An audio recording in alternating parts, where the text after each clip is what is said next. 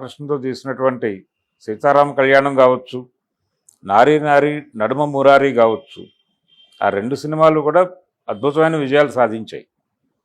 అలాగే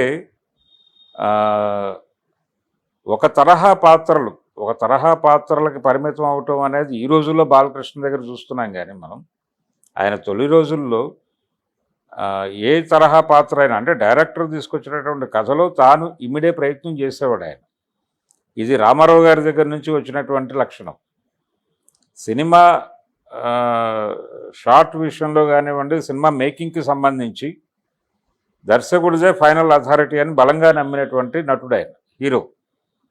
ఈ నమ్మకం రామారావు గారికి కూడా ఉండేది.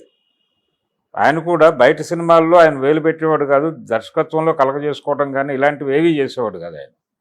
అంటే ఒక దృక్పథం ఉంటుంది దర్శకుడికి, ఆ దృక్పథం మేరకు కథ రూపొందించుకుంటారు, ఆ ఫ్రేమ్లోనే సినిమా నడుస్తుంది, అక్కడ మనం డిస్టర్బ్ చేయకూడదు అనే బలమైనటువంటి అభిప్రాయం ఎన్టీ రామారావు గారికి ఉండేది.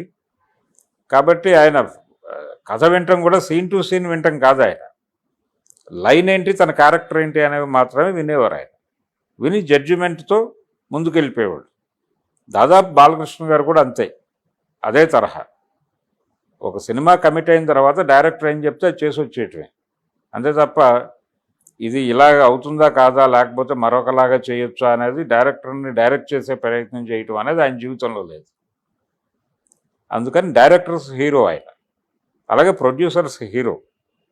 ఎలా అంటే రెమ్యూనరేషన్ విషయంలో నిర్మాతలను ఏ మేరకు ఇబ్బంది పెట్టినటువంటి నటుడు బాలకృష్ణ. ఆయన తన మార్కెట్ ఎంత ఉంది, తను ఎంత తీసుకోవచ్చు, ఈ రకమైన లెక్కల్లో కూడా ఏనాడు వెళ్ళిన మనిషి